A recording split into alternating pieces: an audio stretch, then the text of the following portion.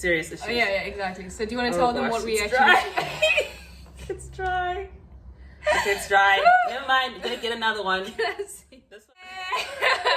Oh yeah, I forgot to say welcome to On the Journey with Cass. And also, I think it's time to watch this face. Oh, it looks so... Yeah. Hopefully you guys accept us as we are. Which is the point. So I went and got myself a Rooibos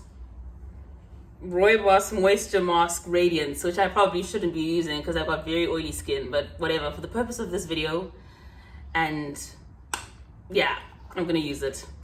So let's apply, shall we? And let us discuss the issue at hand. Yeah, so basically to give you guys a bit of context, it's a little bit random that we just started off the video with face masks, but Cass and I thought it would be a good idea to sort of do our little facials while we're talking about a relevant topic. So Cass, do you want to tell them what we're talking about today?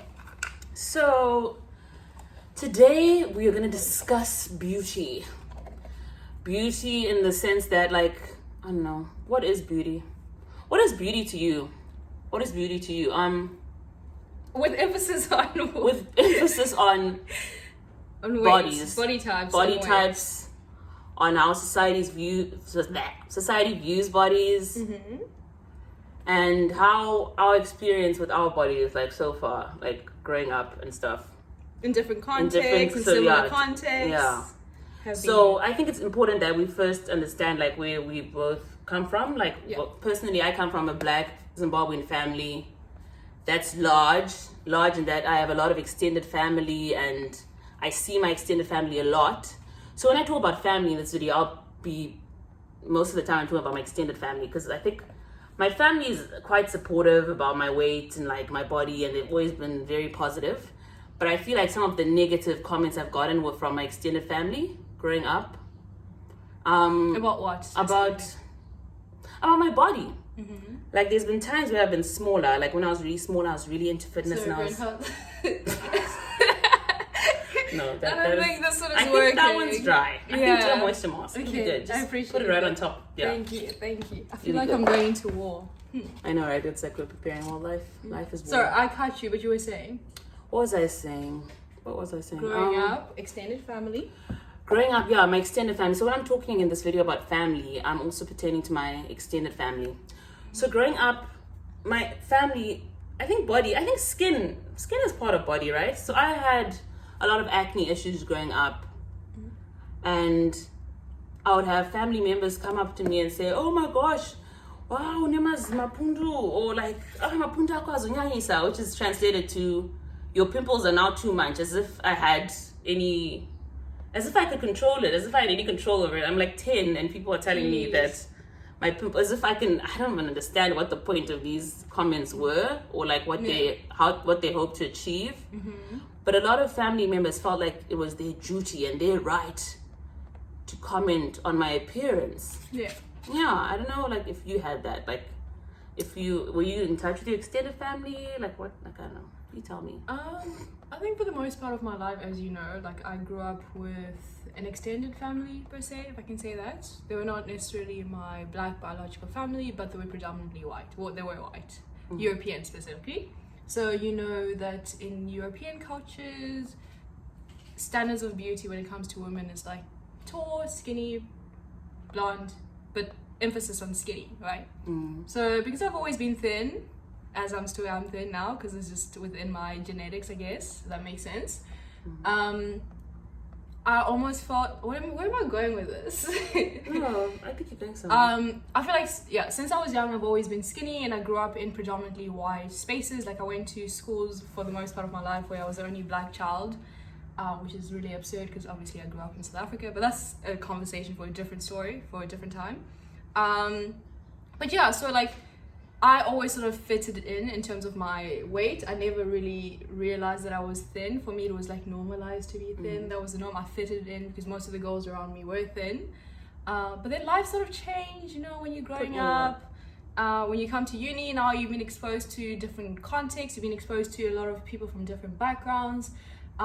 Just to sort of be more specific, now for the first time in my life, I actually had a lot of other black people around me, and obviously standards of beauty are deemed to be a little bit more different in a way. So there was a little bit of a dilemma. Like the bodies that are popular amongst black culture are different from the ones that are popular amongst white culture, different from the ones that are popular amongst Indian culture.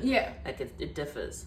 So mainly for black girls, or particularly within South Africa, being sort of beautiful sort of entails that you're thick.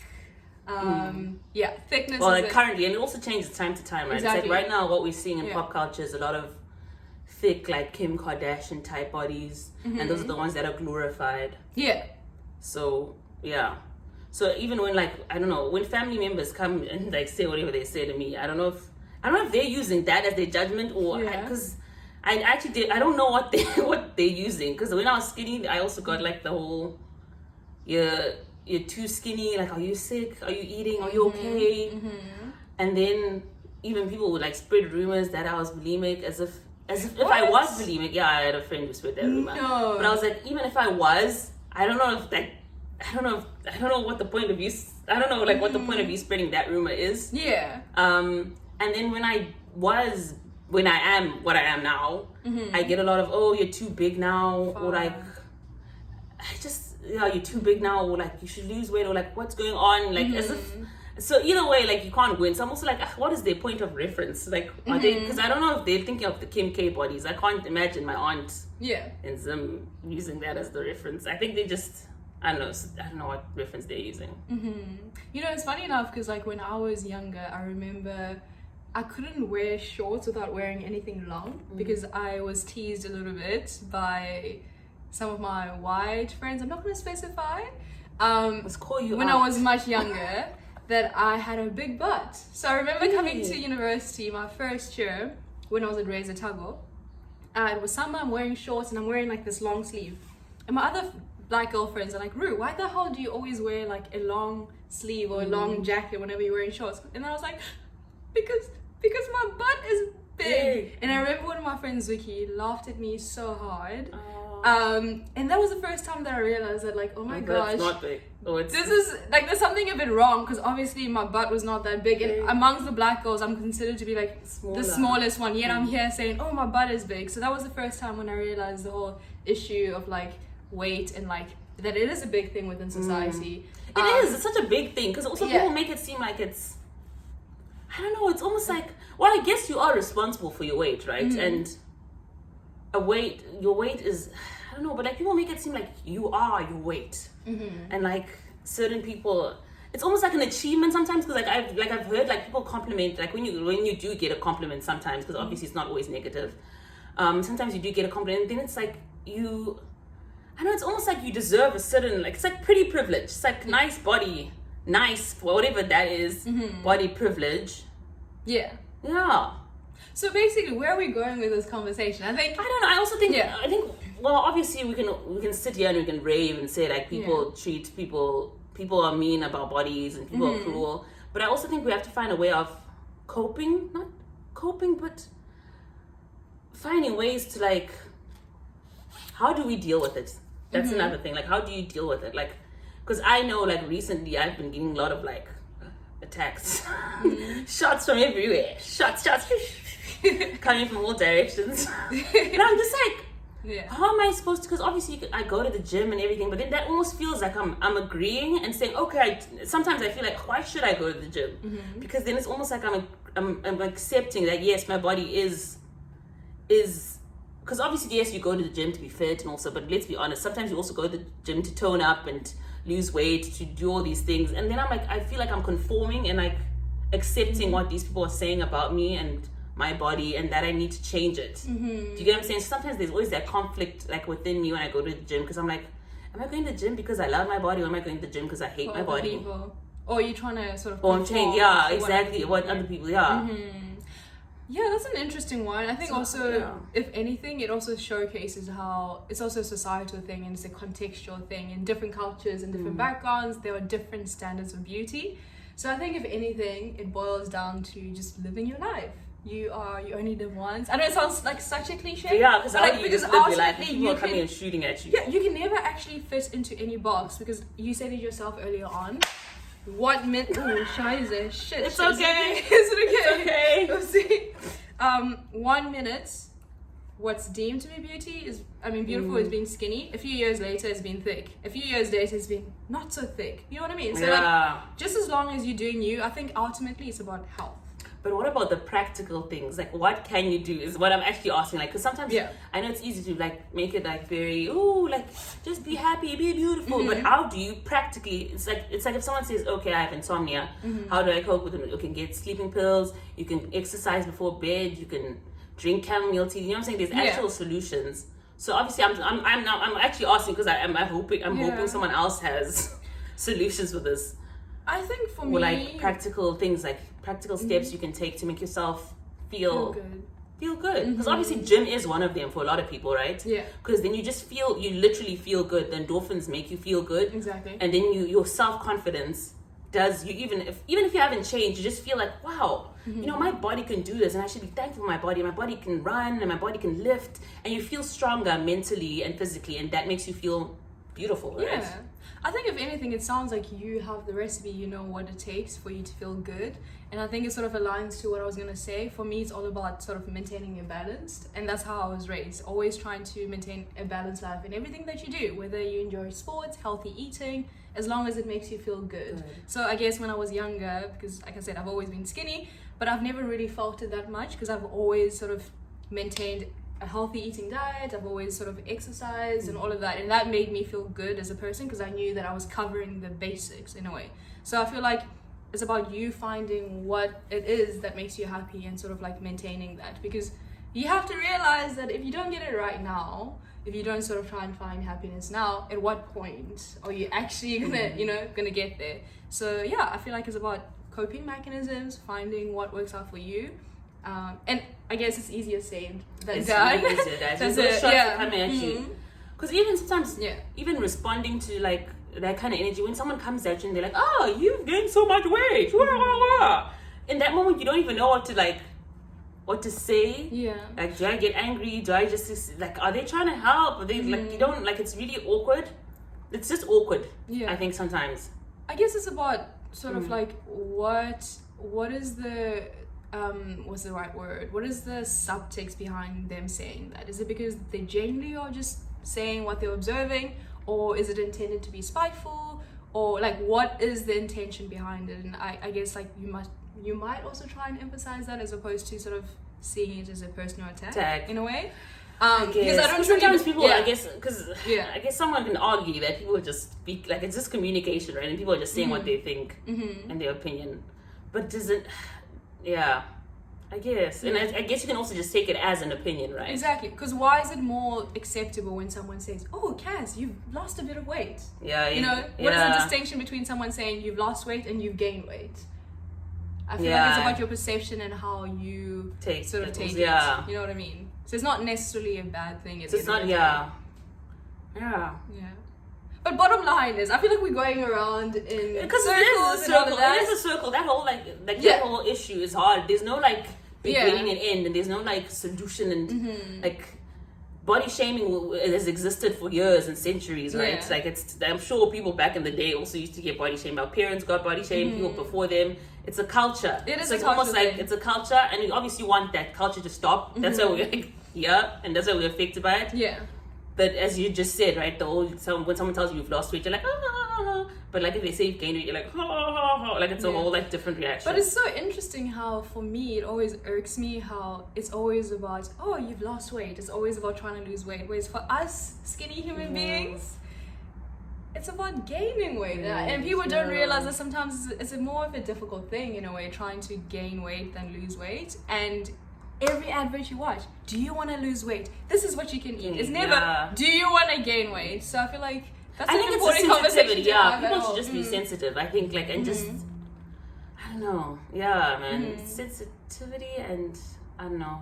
Yeah, and ultimately, I would like to sort of conclude from my sort of standpoint by saying that it's about how you live your life at the end of the day. Because like I told you, I grew up in a predominantly westernized society as a black child, and then from that to being in a space where I'm more sort of like exposed to different backgrounds, and now being confronted by my blackness per se, and I learned very quickly that in terms of my weight, I did not necessarily fit in within that box of being a black child, black beautiful girl, and that did take a toll on me for a while. But then I realized, Rue, you're always gonna be skinny. I had to look at my mother when she was younger. She's always been a thin child, and like ever since I was young, I was always thin. And I realized like this is my genetic makeup, and I only live once. So if I'm not gonna be happy now, at what point am I gonna be happy? So in conclusion, I feel like it's about you accepting who you are and deflecting negativity. Deflecting negativity and finding coping mechanisms. Living a balanced life, eating healthy, looking after yourself, and ultimately enjoying life, dude, because you literally only live. And it's also about you being sensitive to other people and not saying random. I think we must also own up, and people must be sensitive to other people. And just, man, I think it's just, some things are just unnecessary, y'all. But it's also society, right? Like music videos, Sorry, yo, young shawty with the back ting, like, I don't know if it's I had me a shawty who was thick, and I had me a shawty who was a skinny little, you know what I mean? It's also like, I feel like men, I don't want to start with this conversation now. That's a part 2. I blame it on men. Because why is it that men never really... Is this your conclusion? No, listen.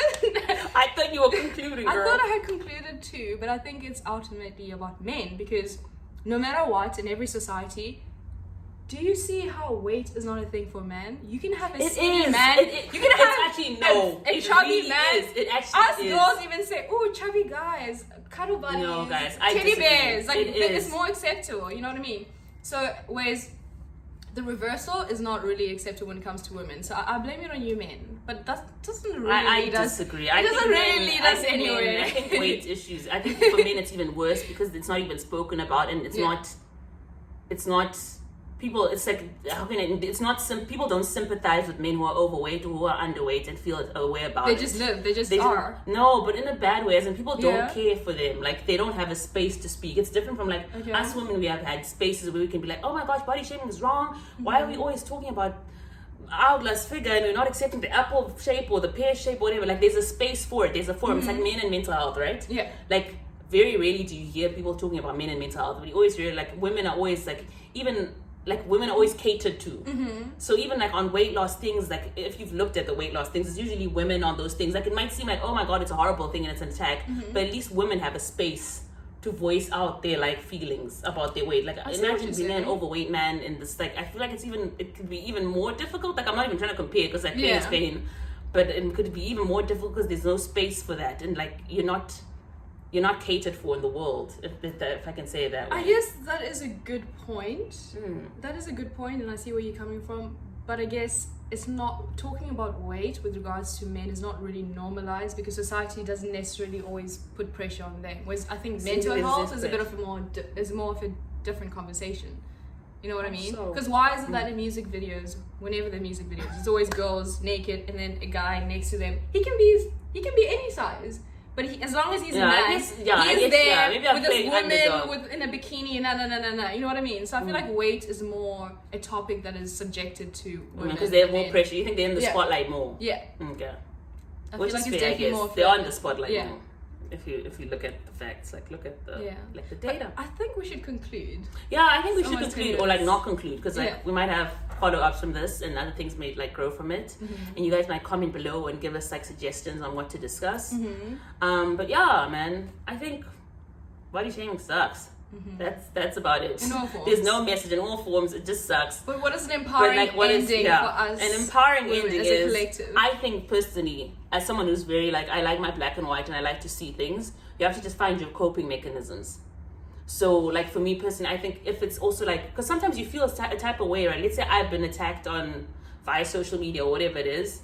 You can also have, besides going to the gym, like you can also have people who you do go to for comfort, right? People give you negative energy. There's people who also give you positive energy. So in your life, make sure you have people who give you that positive energy. And also just realize that also sometimes the flesh is just the flesh. The spirit is the spirit. So like just learn to find ways to strengthen your spirit.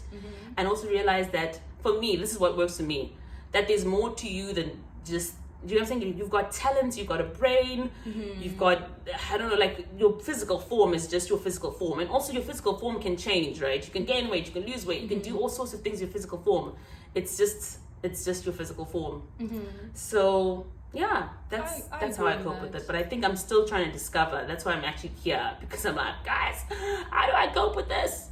Because an easy way is just say to lose weight. But then as I told you, I have that conflict within me of like, I don't want to conform, but like I want to be my physical fit, like my most physical fit self, but I don't want to conform. But yeah, so coping mechanisms. I agree with that. And just to add on to that, like what I said, for me is all about maintaining a healthy, balanced life. So it doesn't necessarily matter what size you are, as long as you know that you're looking after for yourself, you sort of giving your body the right nutrition that it needs, you're just practicing healthy sort of habits, strategies, and then it's all good. Away! Bye!